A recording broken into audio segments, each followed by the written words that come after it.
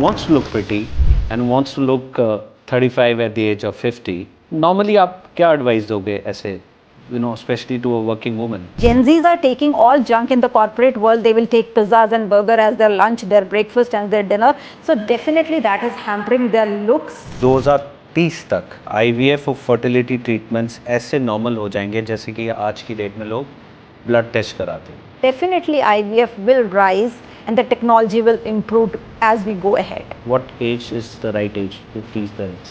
यदि हमने 30 साल में प्रिजर्व किए और वो 40 इयर्स में अपना किड प्लान करना चाह रही है तो उसके एग्स की quality will be of 30 years.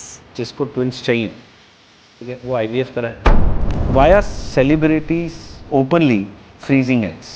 जब कोई भी कपल आपके साथ एक over the time journey travel करता है तो इमोशनल कंफर्ट तो आपको देना ही देना पड़ता है, because stress is again one of the reasons which can never be treated by anybody. अगर एक लड़का रोज जिम जाता है और स्टेरॉइड्स लेता है, क्या उसका स्पर्म खत्म हो सकता है? Can an abnormal sperm still fertilize an egg? And अगर हाँ तो इसमें रिस्क क्या हो?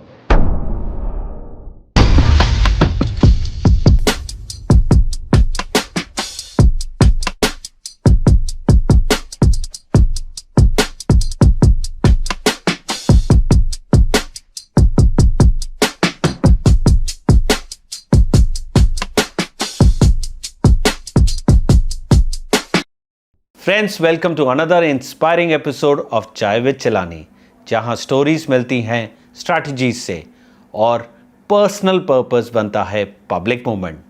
आज मेरे साथ हैं एक ऐसी शख्सियत जिन्होंने सिर्फ पेशेंट्स नहीं, पूरे कम्युनिटीज़ को हील किया है. She is a doctor, a leader, a change maker, और उनका vision is nothing short of revolutionary. Please welcome the unstoppable force in a white coat, doctor Jyoti Yadav. Doctor Jyoti, आजकल जो ये रीसेंट इंसिडेंट्स हुए हैं, जैसे शेफाली जरीवाला या फिर संजय कपूर या फिर उससे पहले सिद्धार्थ जो एक्टर थे, ये जो नए ट्रीटमेंट्स हैं लाइक IVF या एंटी एजिंग टैबलेट्स या फिर कुछ भी जो लाइफ में हमारे हो रहा है, ये as a normal human being हमें कुछ लाइफ में ये सारे मेडिसिन्स या कुछ ऐसी चीज़ें लाइफ में अपने अडेप्ट करनी चाहिए. What do you think as a doctor? Okay, thank you so much. This is a question which I think is very relevant these days. But when we talk about celebrities or anybody who is having these kind of cardiac arrest, all the three people have the end result as the cause of death came out to be sudden cardiac arrest, right? Sanjay Kapoor playing a golf, Shefali Jariwala found dead having a cardiac arrest at home itself, Siddharth found dead in the gym itself. So somewhere the reason behind these deaths is multiple, not a single one. It can be a lifestyle which they are facing or they are living. Second might be the stress factor these days, which everybody in this corporate world, or we can say the celebrity world, might be facing. So stress is another important factor. Third is a race of looking good. So they are all celebrities wherein they feel like they have to be perfect on the screen every time. So that somewhere is playing different kind of like adaptations or different kind of medicines or all the support they can have to just have that face. So when we talk about different things, like might be a steroid intake to look slimmer, might be a anti-aging to look younger, or might be the sports or the overstressed lifestyle they are living. So there are multiple factors in these celebrities cases wherein you have pointed out as the cardiac arrest is the cause of death. So definitely we have to work in a designed manner, number one thing, have a little stress-free life, and you should adapt your age gracefully. It is not always that you will at an age of 45 wherein or in 40s you will always look as 40s. So you should age gracefully. That should be the aim. You should not aim at looking at 16 in your age of 40. So there is the glitch. But it is said today new 60 is new 40. So, वो लोगों को, I mean, in this fast moving life, like especially in the city like Gurugram, one has to move with the pace of the life. You can't help it. You should move with the pace of the life, but that doesn't mean that you should take your health backseat or you should take any medications or supplements or treatments which can be at your stake of your life. So, अगर हम शेफाली की बात करें तो अलग अलग theories है, anti ageing, skin whitening, multivitamins, fasting. आप एक नॉर्मल वुमेन को जो who wants to look pretty and wants to look 35 at the age of 50, okay, because वो रुक नहीं सकता, बट नॉर्मली आप क्या एडवाइस दोगे ऐसे, specially to a working woman? Okay. So when people ask me about women health, I do lot much work on in totality women health. So therein what I advise at different age groups when people come to me, different age has different challenges. Correct. You should know how to handle your life. You should know how to utilize your 24 hours time. People are looking, a girl in 20s is asking me to take steroids. A girl in 20s is asking me to take glutathione. A girl in 20s is asking to take different kind of health supplements or a quick way to slim down. But why? To look younger, to look slimmer. At the age of 20, she wants to look more young. It's not at the age of 20 that she wants to look young, but she wants definitely to look fairer. She wants to Okay. look more prettier. She wants to look more slimmer.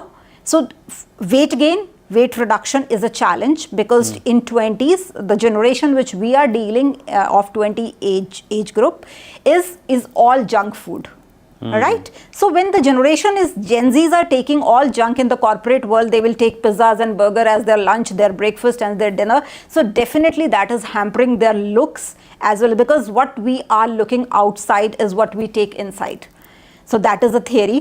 So whatever we are taking, may it be a junk, may it be healthier, and everybody knows what are the healthier options, but still due to the work stress, due to the time availability, due to the night culture of working in corporates, so their whole biological clock is disturbed, and because of the non-availability of the handy foods, they don't want to cook, they don't want to invest in the health, they want to invest, they're making more money, might be, that is the reason they want to become millionaire and billionaire so soon that they are running in that race, having a stressful life, they are not doing any physical activity. So उन बच्चों का ये होता है कि हमें activity नहीं करना, आप कोई शॉर्टकट बता दो. So there is never a shortcut. So you mean to say they don't want to compromise? Yes. They don't want to do any hard work. What they believe is, and why is it is happening, and what we are seeing is because of shortcuts. Yes. Artificial तरीके से लोगों को हाँ. वो सब कुछ चाहिए, उनको जल्दी रिजल्ट चाहिए हर चीज का. आप स्टेरॉइड दे, यस, आप स्टेरॉइड्स दे दो पतला होने के लिए, आप ग्लूटाथियोन दे दो फेयर होने के लिए, but that is not how it works actually. So you have to be very selective and very peculiar about what you are choosing in life. कुछ हमने ना अपनी टीम से कुछ क्वेश्चंस वर्कआउट किए हैं, because this is a too technical field. जैसे कि एक क्वेश्चन हमने जो बताया कि भाई 2030 तक आपको क्या लगता है आईवीएफ और फर्टिलिटी ट्रीटमेंट्स ऐसे नॉर्मल हो जाएंगे जैसे कि आज की डेट में लोग ब्लड टेस्ट कराते हैं? सी definitely if I say about technology in IVF, हमारे आज से 10 साल पहले आईवीएफ किसी को भी नहीं पता था. In simple term what is IVF? IVF stands for in vitro fertilization. That is the scientific full form of IVF. और हम ये कह सकते हैं जैसे layman language में जिसको लोग कहते हैं टेस्ट ट्यूब बेबी करना.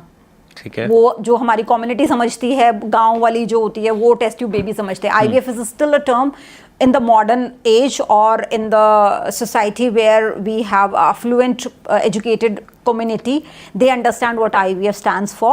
But अभी भी गांव वालों के लिए और the peripheral community के लिए टेस्ट ट्यूब बेबी नाम का शब्द अभी भी बहुत ज़्यादा prevalent है. Common है.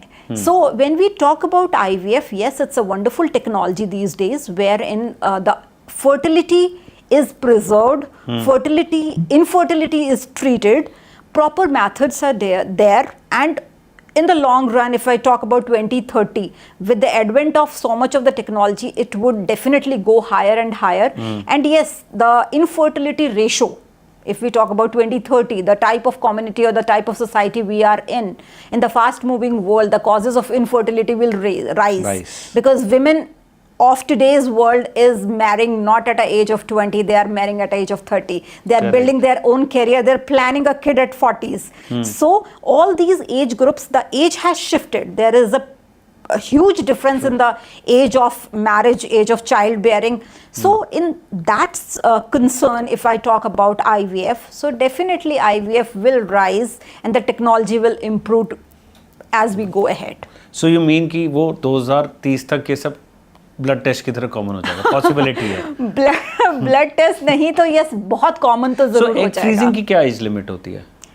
एग फ्रीजिंग एक टेक्नोलॉजी है जिसको हम कहते हैं कि फर्टिलिटी प्रिजर्विंग टेक्निक है एग फ्रीजिंग। और एग फ्रीजिंग की एज नहीं है। Whenever a girl attains menarche और we say that she is in a fertile age group, वहां से वो एग अपने फ्रीज करा सकती हैं starting from that age. As such, there is no upper limit of the egg freezing. But as what do you advise to a woman who is very, very ambitious? What age is the right age for her to freeze the eggs? Okay. So if I talk about ambitious women, so ambition will definitely come in 30s और in 20s, because if you are career oriented कि मुझे कहीं foreign travel करना है, मेरा 5 साल का degree के लिए जाना है, या मुझे अपने पोस्ट ग्रेजुएशन के लिए जाना है, या मैं अगले 5 साल किसी क्लिनिकल और किसी भी चीज़ में आगे काम करना चाहती हूँ, I can not think of any kind of like family planning as of now. तो उसको मालूम है कि उसका कर्व कैसे जाने वाला है। So in that case as early as possible she should at least preserve the eggs wherein we can conserve the fertility, and whenever she wishes to have the family ahead, she can very well take back those eggs and the eggs will be of that age. यदि हमने 30 साल में preserve किए और वो 40 years में अपना kid plan करना चाह रही है, तो उसके एग्स की quality will be of 30 years. So it is advisable. Yes, it is the new technology. It is very much advisable. It is very much has to be propagated in the society because it's a wonderful technology and it's a wonderful technique wherein there are so many myths about egg freezing. I think that has to be addressed. कुछ myths और हैं जो हमने normally देखा, चलिए उन myths को दूर करते हैं। ये झूठ हैं या myths हैं? IVF बेबीज जो होते हैं वो नॉर्मली वीक या अननेचुरल होते हैं? No, that's totally a myth. It's not the truth. IVF babies कभी भी एबनॉर्मल नहीं होते हैं, मतलब उनकी ऐसे सच रेशो हम नहीं कैलकुलेट कर सकते कि नेचुरल बेबी हुआ है तो वो ज़्यादा हेल्दियर होगा, या IVF से हुआ है तो वो अनहेल्दी होगा या एबनॉर्मल होगा। It totally depends on the age of the men, it totally depends on the age of the women. It totally depends at the time when they are conceiving, what is their like comorbidity factor, what are other things which regulate their fertility. Depending upon that, it can be abnormal or normal baby we are expecting, but it's totally a myth. Okay. And the second myth is IVF means twins by default. IVF doesn't mean twins by default, but why this myth has come? Generally लोगों को ये लगता है कि जब IVF कराते हैं या तो ट्विंस होंगे या ट्रिपलेट्स होंगे, तो वो होता क्यों है या आया कहाँ से? Chances are definitely more because when we are doing IVF, the number, it depends on how many number of embryos we are implanting. Okay. So यदि हमने 3 एम्ब्रियो इम्प्लांट किए हैं, so there are more chances, मान लो 2 हो गए उनमें से properly आगे प्रोसीड, तो वो ट्विंस हो जाएगा। यदि हमने एक ही इम्प्लांट किया और वही अनसक्सेसफुल हुआ, तो that will be a failure of IVF. So to improve the success rate in India specifically, यदि हम बाहर के कंट्रीज की बात करते हैं, क्योंकि इंडिया में तो यदि ट्विंस भी होते हैं तो it is said to be a blessing, right? लेकिन जब हम आउटसाइड इंडिया की बात करते हैं तो वहाँ पे एवरी सिंगल चाइल्ड और every single unborn child has to be calculated as per the finances, क्योंकि वहाँ पे सब कुछ आपका कहते हैं ना कि गवर्नमेंट द्वारा किया गया होता है। सो वहाँ पे and again it's a law there, और you can say it's very strict कि आपको एक ही एम्ब्रियो इम्प्लांट करना है। सक्सेसफुल होता है तो भी ठीक है, families are not able to afford twins. तो आपकी बात से एक समझ आई कि अगर जिसको ट्विंस चाहिए, ठीक है, वो IVF कराए? No, again it's Probability is more. No, to have twins, IVF is not the technique. हम ये कहें कि भाई हमें ट्विंस कराना है, या ट्विंस चाहिए तो हम IVF करा लें। No, IVF has its own indications. उसके अपने रीजन से हमें क्यों कराना चाहिए, या बहुत लोग तो बहुत सारे मिथ्स इस पे भी लेके चलते हैं कि जैसे आपने अभी कहा कि ट्विंस कराना है तो IVF करा लें। कुछ लोग इवन ये भी कहते हैं लड़का कराना है तो IVF करा लें, या जैसे किसी भी एज में आप IVF से करा सकते हैं। एक और मिथ है, only rich people can afford IVF. Okay, as of now, if we talk about Indian statistics, so India में IVF treatment अभी इंश्योर्ड नहीं है।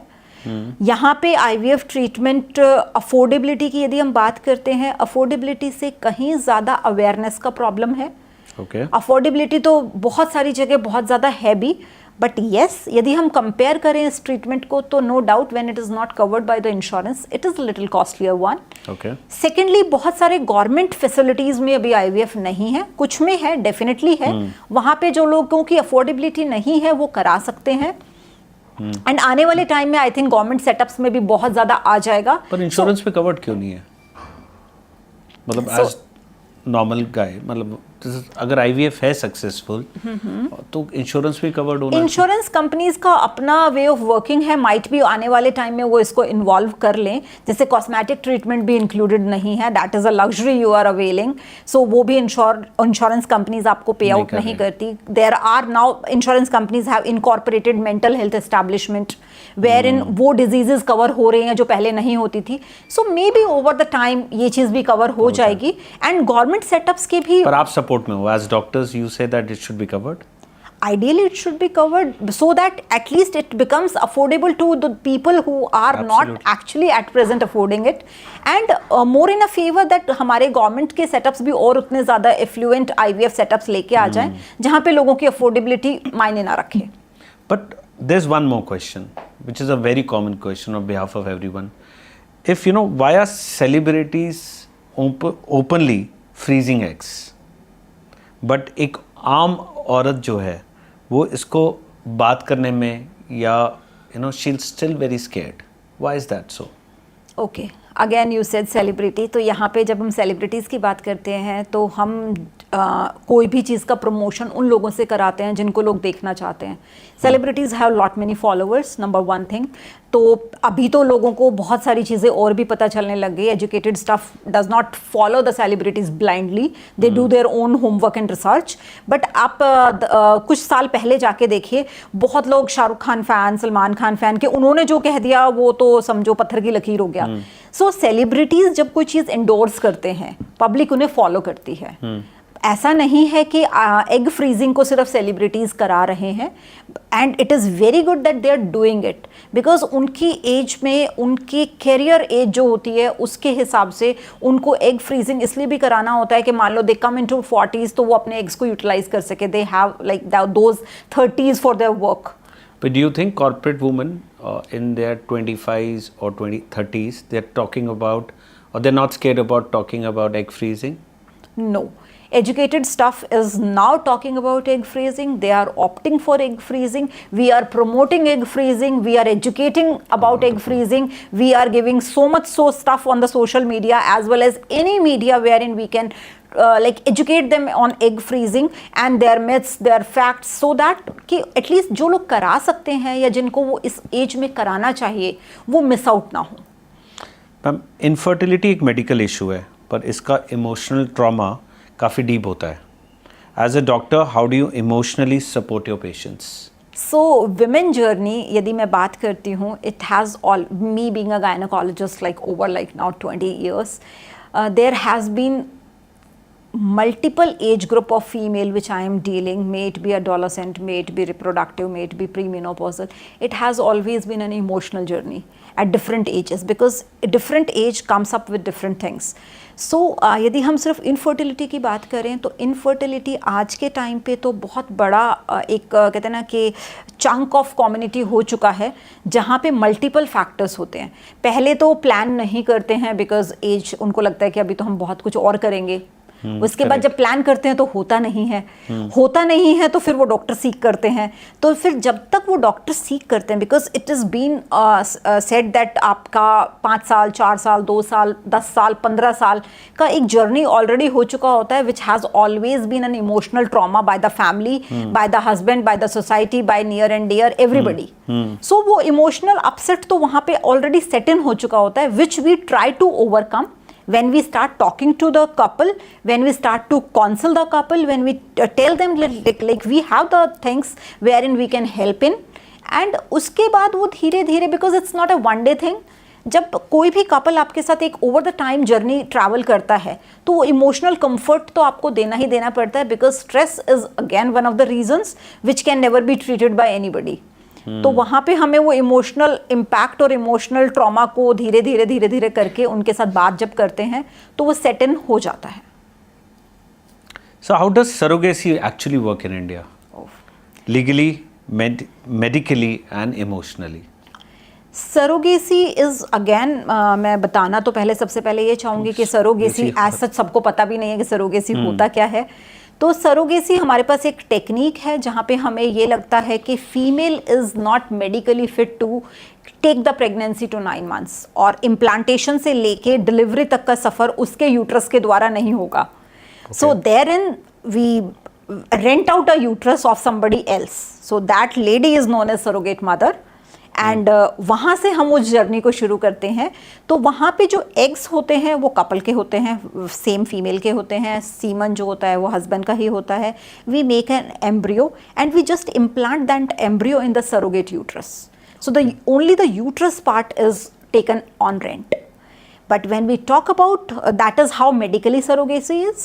When we talk about the legal angle, yes, because in India we have now ART laws, so it has to be legally approved, as well as the indication of surrogacy should be properly clarified, to be properly checked, and if it fits into the criteria of surrogacy as per the law, then after all the documentation and paper formalities one has to undergo, then we decide, yes, this is the couple wherein we will be needing a surrogate, and therein we go for the surrogacy. But surrogacy, I recall आज से 1-1.5 साल पहले तो काफ़ी बात किया जाता था, सडनली कुछ लीगल एंगल्स भी आ गए इसमें।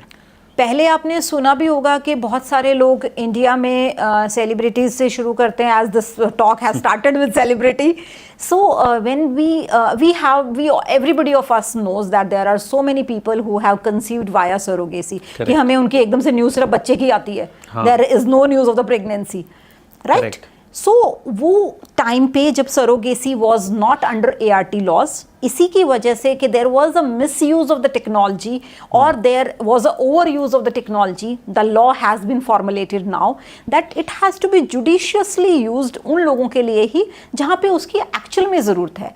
ये ज़रूरत नहीं है कि मैं मोटी हो जाऊंगी, मेरा टमी रह जाएगा या मेरी बॉडी फिगर चेंज हो जाएगी। These are not the indications for surrogacy, they are not the proper indication, they can be a cosmetic. Cases आपके पास आते हैं जिसमें आपने बोला कि एक लेडी मुझे ये कह रही कि मैं मोटी हो जाऊंगी या मेरे पास टाइम नहीं है, तो ये रिपीटेड केसेस आपके पास आते हैं? People inquire, these are the most common questions about surrogacy, कि मैं मदर बन के ना अपना बॉडी फिगर खराब नहीं करना चाहती। I don't want to waste my 9 months in taking a baby along with me in my womb. So मेरे को कॉस्मेटिकली नहीं वो करना है, मेरे फेस पे वो मेलेज्मा नहीं आना चाहिए जो प्रेगनेंसी में आता है। I don't want any stretch marks on my body because of pregnancy. So बहुत सारे इंडिकेशन है in this world, and we have seen multiple people who have endorsed surrogacy in the past. So ये सब indication are the relative indications, ये कभी भी true indication surrogacy की थी भी नहीं। ये सिर्फ कॉस्मेटिकली आप अपने आप को कह रहे हैं कि मेरे इन वजह से, या मेरे पास टाइम ही नहीं है। That is again one of the biggest challenges, कि ठीक है कोई और ही बच्चा पैदा कर दे मेरी जगह, मैं अपने 9 months क्यों खराब करूंगी। सो ये सब के सब जितने हैं, ये सब आपके द्वारा कहते हैं ना बनाए हुए इंडिकेशंस हैं। They are not the medical and authenticated indications for surrogacy, that has to be ideally decided by your expert, not by you as the choice.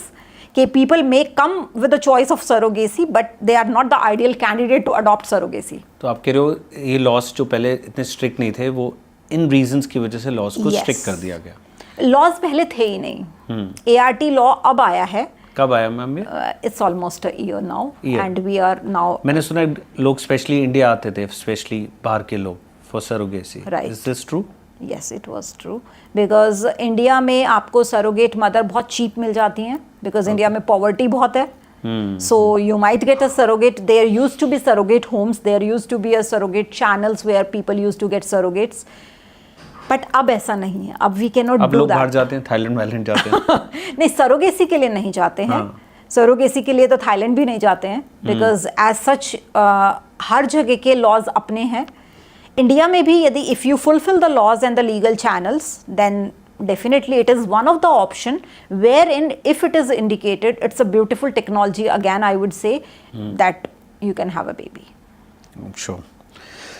अगर एक लड़का रोज जिम जाता है और स्टेरॉइड्स लेता है, क्या उसका स्पर्म खत्म हो सकता है? Yes. This is true. This is 100% true. Please elaborate.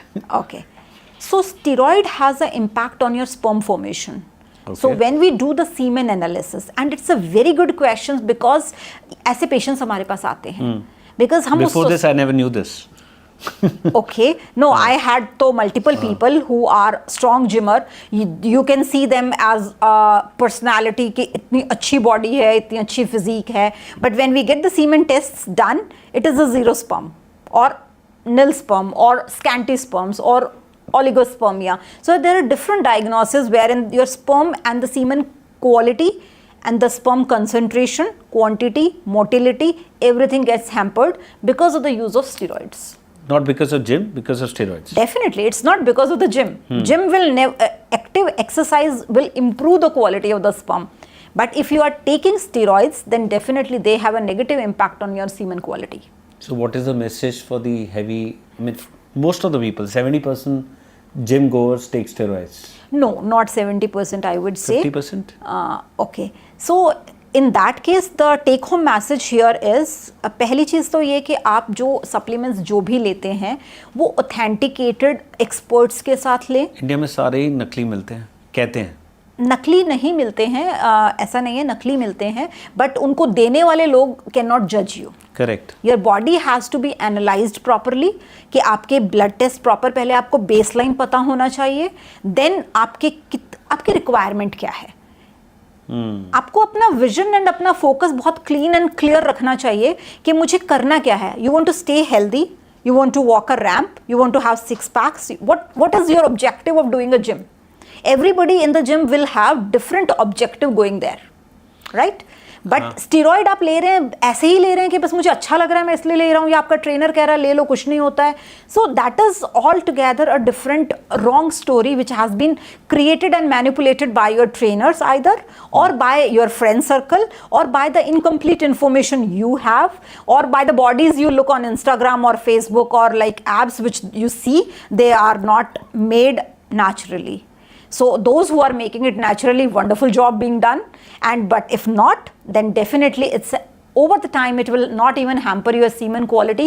There are so many factors wherein steroids will hamper your body. आपकी बात से एक क्वेश्चन मुझे दिमाग में आ रहा है कि for the men who want to have a good body, basically they get this message from their trainers or friends or oblique social media.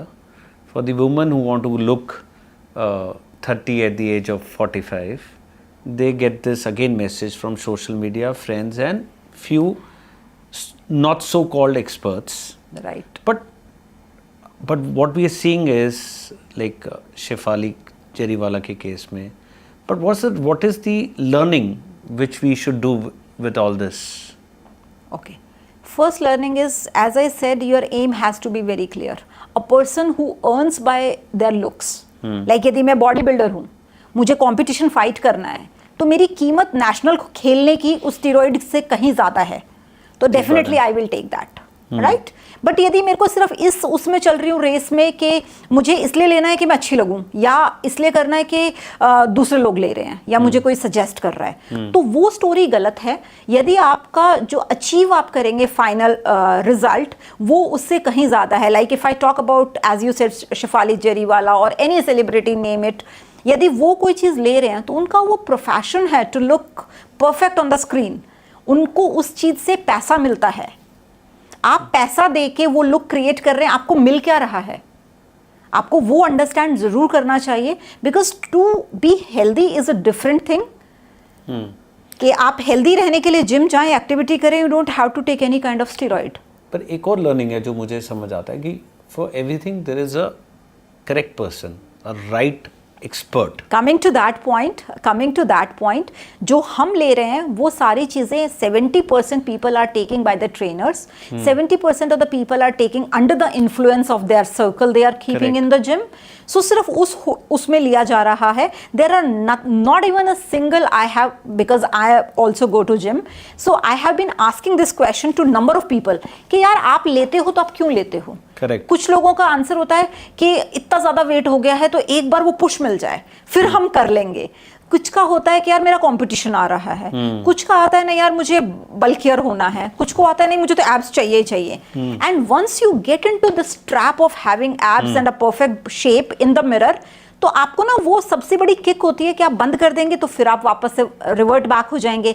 तो जब आप रिवर्ट बैक होंगे तो आपको फिर से लगेगा नहीं यार I used to look that perfect, तो आप वापस उस पे जाएंगे. So it's a trap. But point here is if you are really seeking such kind of supplements or steroid, or there are so many drugs nowadays for slimming down which we are also advising wherein they are indicated. So Correct. the expert opinion, and if it is to be taken, it has to be always to be taken under a supervision of an expert, not the trainers, I would say. Correct. There are hardly 0.1% trainers in India, I would say, who are educated enough to give you correct information on the supplements. So we have one this most googled question. Morning after pill लेना क्या future fertility को effect करता है? Okay, so morning after pill आपकी fertility को भी effect करता है, आपके हॉर्मोन्स को भी इम्पेयर करता है, आपके मेंस्ट्रुअल साइकिल को भी इम्पेयर करता है. So there are many things related to these kind of pills if you take. So that again has to be customized as per a particular lady. And when we talk about morning after pill or any kind of, I think it is related to your contraceptive pills or so those type of pills, if I say, it is again to be advised only by the gynecologist. हमारी वो कहते हैं ना कि दिक्कत ये है, non availability of time कह लो, या हम ओवर स्मार्ट ज़्यादा हैं कि हम सोचते हैं कि सब कुछ ब्लिंकिट पे मिल जाता है. तो जिसको कॉन्डोम खरीदना है वो भी ब्लिंकिट कर रहा है आज के दिन, जिसको इमरजेंसी कॉन्ट्रासेप्शन खरीदना है वो भी ब्लिंकिट कर रहा है, जिसको अबॉर्शन किट्स खरीदनी है they are also available on counter. So availability is a thing, but advice taking is a different aspect. That is your choice. So when I talk about any kind of contraception or abortion pills which people are taking left and right from the medical stores, they should be banned actually.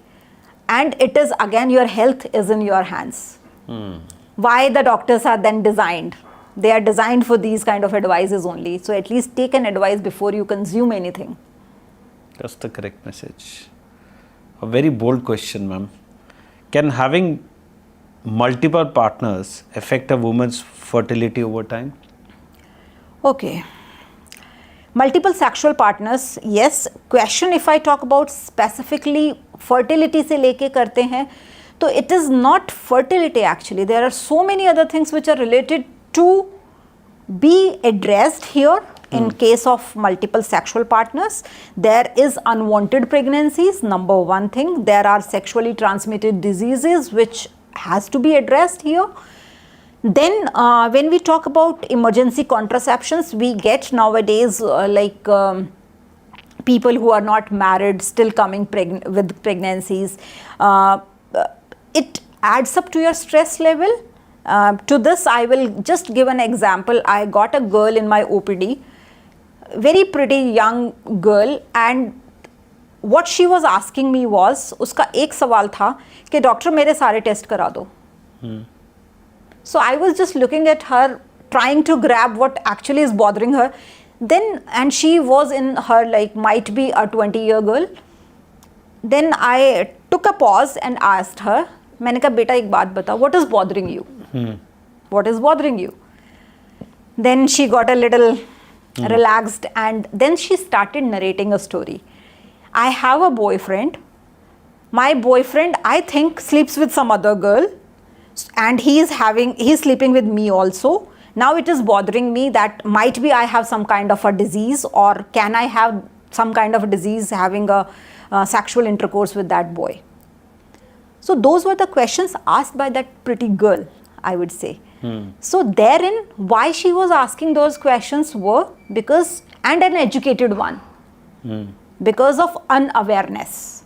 Correct. Still people who say themselves to be educated lack sexual education. And sexual education is one topic which should ideally be boldly said and asked. As you also mentioned your question, that a bold question. No, it is not a bold question. It is a question to be addressed every time you get an opportunity. so that we can avoid those unwanted pregnancies those unmarried girls are having, because they end up into suicides, they end up thinking ending their life, they land up into depressions, they land up into so many other mental health illnesses just Correct. because of that thought. So when we talk about multiple sexual partners, again your thing, so it is more of having contracting the infections, not per se as fertility, because that will little bit bother in your mind every time if you have. Can an abnormal sperm still fertilize an egg? And अगर हाँ तो इसमें risk क्या होता है? Abnormal baby, यदि sperm abnormal है तो इट माइट लैंड अप, पहली चीज तो ये कि कंसीव करेगी कि नहीं करेगी, फीमेल करेगी तो वो एबनॉर्मेलिटी के साथ करेगी, एंड सेकेंडली एबनॉर्मल स्पर्म की कंसंट्रेशन क्या है. See we just need one sperm to fertilise, right, and when we get a semen analysis report there are millions of sperm, so you don't know which one is fertilizing. Okay. It's not कि one egg one sperm, right? So abnormal sperm की concentration कितना है, क्या वो fertilise करने की उस range में आता भी है कि नहीं आता है. तो हमें यदि सही वाले स्पर्म ने फर्टिलाइजेशन किया है तो baby would be normal, but यदि स्पर्म कंसंट्रेशन टोटली एबनॉर्मल हो, ये बहुत कम होता है, बट यदि है तो then there will be chances कि वो बेबी फॉर्मेशन में तो प्रॉब्लम आएगा. तो आजकल तो मैम बहुत सारे ऑप्शंस हैं, egg freezing, sperm freezing, embryo freezing, लेकिन हाउ डज समवन नो कि कौन सा what's right for them? Okay, so जो तीनों चीज़ें आपने बोली, may it be egg freezing, may it be semen और स्पर्म फ्रीजिंग और एम्ब्रियो फ्रीजिंग, ये सारा का सारा हमारा फर्टिलिटी प्रिजर्विंग टेक्निक्स हैं, राइट. इनकी ज़रूरत क्यों पड़ती है और हमें क्यों करना चाहिए? हमें बहुत सारी ऐसे इनफर्टाइल कपल होते हैं जहाँ पे सीमन डोनर चाहिए या डोनर सीमन चाहिए, यू कैन से, तो वहाँ पे हमारे पास प्रॉपर चैनल्स होते हैं, बैंक्स होते हैं जहाँ से हम वो सीमन लेते हैं. हम ऐसा नहीं कर सकते कि हम किसी से भी लेके उसको फर्टिलाइज करा दें. That is not how it is done these days और एवर. तो वहाँ पे हमारे पास सीमन बैंक्स होते हैं where in we are preserving the sperms and then we are selecting depending upon the requirement and depending upon what is your skin color, what is your eye color, what are like the genetic traits, so many things are being matched and then a semen is being ordered, right? In case of egg freezing, if I say, that's a very upcoming thing which we are promoting because semen banks और semen की cost उतनी नहीं होती जितना egg का होता है. So egg freezing in another fertility preserving technique है जिसमें हम एग्स को विड्रॉ कर लेते हैं एंड जितना मर्जी टाइम आप अपनी फर्टिलिटी को और चाइल्ड बियरिंग को, not the fertility, child bearing को डिले करना चाहते हैं कि लाइक अभी मेरा पढ़ाई है तो मुझे 5 साल आगे नहीं करना है बच्चा प्लान, या हमें 2 बच्चों के अंदर उतना गैप रखना है, या हम ट्रैवल कर रहे हैं. And a very important medical condition is cancer. If a female is having a blood cancer or ovarian cancer or any body cancer जहाँ पे उसको अपने अगले ट्रीटमेंट के लिए जाना है, it can be a surgery, it can be radiotherapies, it can be sitting of chemotherapies. तो ये जितनी भी टेक्निक्स हैं जिनसे आपकी ओवरीज को, जहाँ से आपके एग्स बन रहे हैं, वो हैम्पर हो सकता है, वो क्वालिटी हैम्पर हो सकती है. Therein this is the technique wherein we can before starting the treatment, आपकी कीमोज के सेशन से पहले हम आपके एग्स को निकाल के प्रिजर्व कर देंगे. You undergo with your treatment, आपका 6 महीने साल भर में जब पूरा का पूरा ट्रीट हो जाएगा, we can use those eggs to make you conceive. So any recent case study which you would like our viewers to know and learn and hear about? There was a patient of mine who is a lady wherein she is like traveling abroad for another 7 years. कि मुझे 7 साल तक तो और अभी बच्चा पैदा नहीं करना है, and recently married in her like 24 years of age. तो उन्होंने हस्बैंड वाइफ ने आके इस चीज़ के लिए कंसल्ट किया कि अब ये इतना टाइम हमें बच्चा करना ही नहीं है, तो what can be the best thing. So when I give the advice of egg freezing कि आप अपने एग्स को फ्रीज करा के जाओ whenever you are flying back after 5 years और 6 years, whatever time is already designed और thought of, उतने टाइम तक आप अपने एग्स को प्रिजर्व कर सकते हैं. And it is nothing as a surgery. जैसे लोगों को ये भी मिथ होता है कि ये कोई सर्जरी होगी, दूसरा कुछ ये मिथ होता है यंग गर्ल्स को मोटे हो जाएंगे, एंड तो उन सब चीज़ों के लिए यहाँ पे मैं ये कहूँगी इट इज़ मोर और less a painless procedure. Okay. Number one, it will not hamper in your day-to-day activity, not even a single day. The day you come for even egg retrieval, जिस दिन आप हमारे पास आते हैं, it is just a process of 4 to 5 hours when we retrieve your eggs, and the whole process takes 2 weeks time. जिसमें हम आपको आपकी ओवरीज को पहले स्टिमुलेट करते हैं, उसमें मैक्सिमम एग्स को बनाते हैं, and the day they are about to have that crop of fertile eggs, हम उनको विड्रॉ कर लेते हैं, एंड विड्रॉ करके उनको कंजर्व कर लेते हैं, प्रिजर्व कर लेते हैं इन द बैंक्स. सो वहाँ पे आपकी चॉइस होती है कि आपको 5 साल के लिए चाहिए, आपको 6 साल के लिए रखना है. So the costing of that varies depending upon आपका क्या उसके ऊपर टेक है कि आपको कितने टाइम के लिए रखना है. तो उनको वहाँ पे स्टोर कर दिया जाता है, and whenever you need them after a break, तो आप उनको वहाँ से ले सकते हैं एंड यूटिलाइज कर सकते हैं. And about donors, I mean, one has the process of selecting, जैसे कुछ मूवीज में दिखाते हैं. Is this true in real life? Yes. So donor की यदि हम बात करते हैं, अब आप ये सोचिए कि आपके एग्स जो हमने प्रिजर्व करे, number one thing is in IVF with your due consent, हम आपकी परमिशन लेके जब हम आपके एग्स को प्रिजर्व करते हैं, तो हमारे पास एक पूरा बंच ऑफ एग्स होता है. Okay. राइट, जिनको हम रिट्रीव करते हैं. बट जब हम उनको यूटिलाइज करते हैं तो ये ज़रूरी नहीं है कि सारे के सारे यूटिलाइज हो जाएंगे. So those eggs are being preserved and they can be taken up for a person who is not able to produce eggs, wherein जहाँ पे हमें ज़रूरत है कि हमें डोनर से ही इसको एग्स लेना है. So they are already in the banks जहाँ से हम उनको मंगवा सकते हैं. सो डोनर का ये है. एंड इन मेल इनफर्टिलिटी, जहाँ पे भी सीमन एबनॉर्मेलिटीज़ हैं, जहाँ पे भी स्पर्म है ही नहीं, एंड जहाँ पे भी कोई ऐसी इंडिकेशन मेल इनफर्टिलिटी की लगती है कि हमें डोनर स्पर्म लेना है, तो again we get it from the banks. So we do all the legal formalities with the consent, with the forms, with everything. Is this to a be difficult process? No, it is not. It is a designed process. It is Okay. not a difficult process. It is a designed process that we have to go these steps. So वहाँ से हम इनको ले लेते हैं. जहाँ पे हम IVF करते हैं, वहाँ पे हम आपके एम्ब्रियो को फ्रीज कर रहे होते हैं. So जिस भी स्टेज में आप अपने एग्स को, एम्ब्रियो को फ्रीज कराना चाहते हैं, उस कंडीशन में, उस स्टेज ऑफ डेवलपमेंट पे वो फ्रीज हो जाते हैं और वो हमारे पास स्टोर रहते हैं टू अ इनडेफिनेट टाइम और a defined time you like ask for. So आजकल let's talk about lifestyle. These days smoking and drinking is very common. So does that affect the fertility in both men and women? Yes. It affects fertility in men and women equally. Number one thing, more in women I would say, because वहाँ पे हमें बहुत सारी चीज़ें और भी देखनी है, हॉर्मोन्स भी देखने हैं, यूट्रस भी देखना है, क्वालिटी भी देखनी है, एज भी देखनी है. सो डेफिनेटली मेन में भी और विमेन में भी इम्पैक्ट तो ये ज़रूर करेगी और करती ही है. More you smoke, you have the bad quality of eggs or a semen, and more you drink. And ये भी एक बहुत कॉमन क्वेश्चन होता है जो मुझसे पूछा जाता है कि कितना पी सकते हैं. जनरली पीपल विल आस्क कि कितना पी सकते हैं. इसके बाद यही बचा मैम क्वेश्चन. सो कितना का कोई लिमिट नहीं है. यहाँ पे हम ये कह दें on this chair as a gynaecologist I say कि आप 2 पैग पी सकते हैं या आप 3 पैग पी सकते हैं. No, no is no in this also. It is either कहते हैं ना कि all or none law. So we don't ever say कि this much is advisable or that much is advisable. Nothing is advisable. So smoking over the time and drinking over the time will hamper your lifestyle, will hamper your fertility, will hamper not only your fertility, it will hamper in total your persona and your health. It is impacting starting from your head to your toe. Every system of your body is impacted by these two things. So smoking and drinking is injurious to health. Definitely, and it is being written also, but फिर भी सब करते हैं.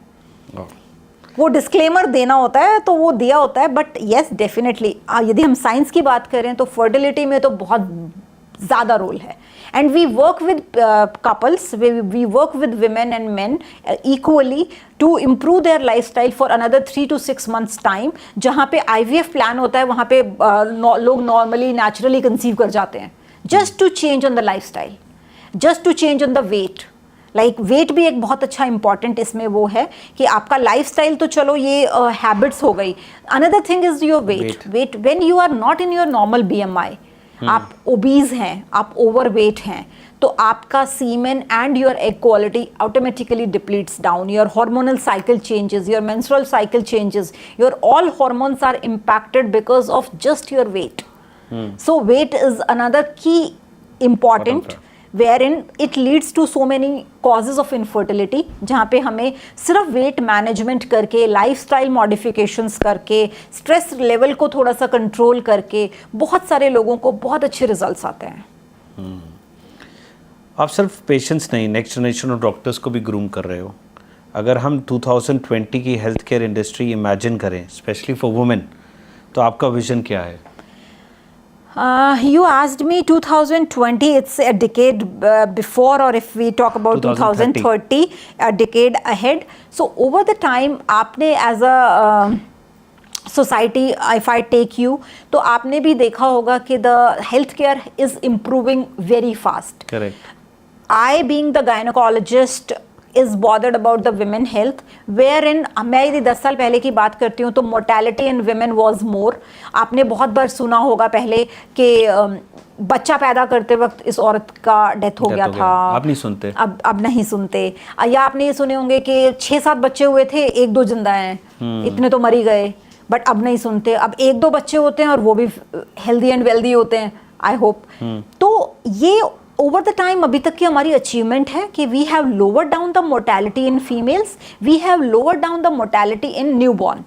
ये science है, ये technology है, ये हेल्थ केयर है, ये इंफ्रास्ट्रक्चर है, ये मशीन्स हैं जिनको हम आज के दिन यूज़ करके इतना ज़्यादा गैप ऑलरेडी आगे आ चुके हैं. If I talk about decade ahead of me, so अभी the recent things which are coming up is AI. AI has come up even in healthcare.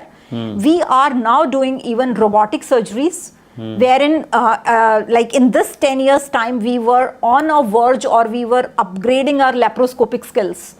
So जहाँ पे हम हेल्थ केयर प्रोफेशनल्स की भी बात करते हैं, वहाँ पे हम उनको भी ट्रेन करते हैं इन डिफरेंट मेडिकल कॉलेजेस और डिफरेंट फेलोशिप प्रोग्राम्स और डिफरेंट वर्कशॉप्स. हमने अपने आप को लेप्रोस्कोपी के लिए अडॉप्ट किया. अभी आप कभी भी नहीं सुनते होंगे कि कोई गॉल ब्लैडर ओपन सर्जरी से ऑपरेट करा रहा हो. एवरीबडी नोज दूरबीन से कराना है. या people are demanding it because we have worked over the years on this. अब the new technology, as we are in Gurugram, the most advanced city on this planet as of now. So therein people are demanding even robotic surgeries. Correct. And we are doing that. But the only part is that over the years, when I see 2030, I think robotic surgery will become affordable to the people. It will be more available to the healthcare providers. The healthcare providers will be more trained doing robotic surgeries. And I think the results will be phenomenal. आप IMA sports wing की chairperson रही हैं गुरुग्राम और Haryana state में भी. Doctors और sports का थोड़ा अनएक्सपेक्टेड कनेक्शन है ये. क्या मोटिवेशन रहा इस जर्नी के पीछे आपको? ओके, सो सी, हमने इस पूरे पॉडकास्ट के अंदर, पूरी कॉन्वर्जेशन के अंदर बहुत सारे लोगों की बात की जो सेलिब्रिटीज़ रहे, जो सुंदर दिखना चाहते हैं, जो फिट दिखना चाहते हैं, gym and blah blah blah related to the like activity level. So यदि डॉक्टर की बात करें, so doctor are again one of the key factors in the society जो ये मानते हैं या जिनको लोग फॉलो करते हैं. If we don't look fit, how can I say anybody of my patient who is obese or not in a normal BMI, तो उसको मैं पतला होने की मोटिवेशन दूंगी कहाँ से? You have to set your limits first and you have to set the targets also for your audience. So I take that as number one thing. Secondly, throughout my childhood and throughout my college, I have always been the best athlete, even in my graduation college days. Okay. Wherein आपको लगता होगा कि doctors में पढ़ाई बहुत होती है, लगता नहीं और होती भी है एक्चुअली में. But still you need 1 hour time for your body and your soul. And those who cannot afford that 1 hour is wasting their 23 hours, I would say. Wow. So setting up a target of 1 hour activity, I have always been designed like that since my school days to my college days, even after my like childbearing, different phases of my life, I have never quit that 1 hour me time. And that is related to the fitness. It can be anything for anybody. And that's the reason that I have taken this platform as a like chairperson, sometimes co-chairperson, even the state level, because that's my happy time where I spend, and that's my motivation. And if I motivate even a single person about fitness, suffice the purpose of being the chairperson or like in the sports community. So I think doctors and sports, or the doctors and fitness, is one of the things which everybody should take care. Absolutely, bang on ma'am. आपके NGO ने बहुत सारे rural camps किए हैं, health education spread की. क्या कोई ऐसा मोमेंट या स्टोरी जो आपके दिल के बहुत करीब हो, एक defining memory from your ground level work? Okay.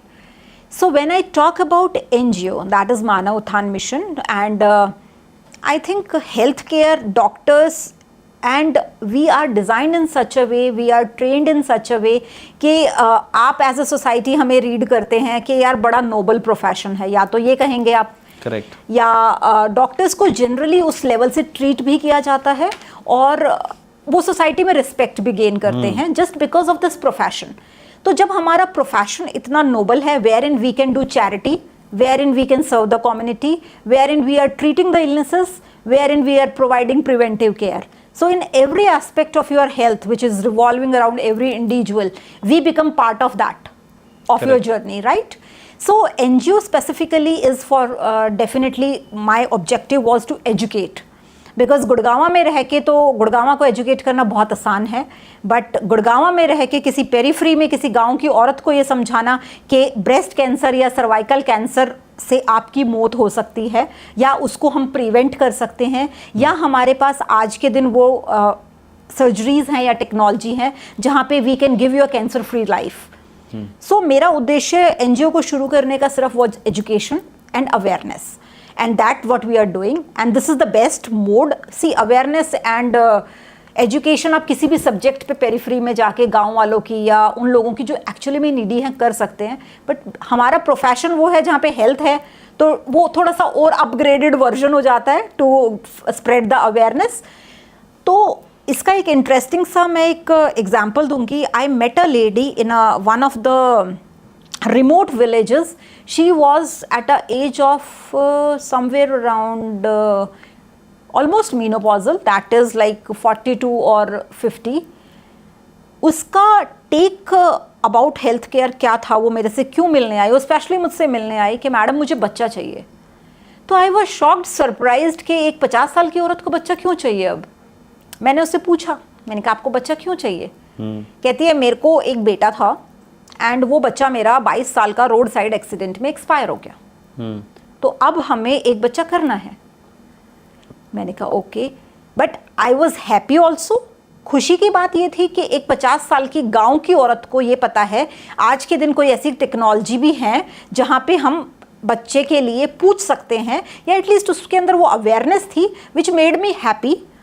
Story was touching because losing a son at 22 or 24 years of age was little emotional factor which she was concerning, and I would say that is the biggest achievement as of now for me also, that lady at the age of 50 delivered twins with me only, and one baby boy and one baby girl with a weight of 2 kgs and 1.8 kgs. I still remember that lady as well as the kids. And therein when I asked her कि आप इसको बेटी को भी रखना चाहेंगे या किसी को हम दे सकते हैं, क्योंकि there are people who are not affording enough. Again उसने मेरे दिल को क्या छुआ जब उसने ये कहा कि नहीं मैडम हम बेटी तो नहीं देंगे, हो सकता है कि इस बेटी के भाग्य से हमें ये बेटा मिला हो. So that was the emotional aspect of a गांव का लेडी, कि वो आज भी उस चीज़ को कनेक्ट करते हैं कि आपके ईश्वर द्वारा जो चीज़ दी गई है, आपके भाग्य में जो चीज़ है वो किसके द्वारा कैसे आपको मिल रही है. So that was totally a interesting story as well as an emotional aspect wherein I tell people that लड़का हो या लड़की हो, मतलब you should not be gender biased. what is important is that you should be fair enough to both the kids, both the genders, and provide equal opportunity whether it is a boy or a girl. And that's the biggest message through this platform, I would say. कि ये चीज़ें हमको number one thing हमारी sex ratio improve करने में help करेंगी. दूसरी चीज़ ये कि हमारे माइंडसेट को कहीं ना कहीं इम्प्रूव करेंगी. Wherein a girl is equally educated, she has an equal position in the society. So that works for women empowerment as such, and I think that's the message. Absolutely. This is actually a very touching story. A story about losing son, being emotional, then scientifically having knowledge, and then, getting together that energies to, Yes. And having a child, a girl, and believing that girl child is brings a lot of destiny. So wonderful. Thank you. It was lovely. I mean, मैंने बहुत कुछ सीखा, especially the gym and the woman story. So it was really nice having you here. Thank you so much. Thank you so much for inviting me on this platform, and I think I did justice to the viewers as well as to the host here. Thank you so much. Thank you.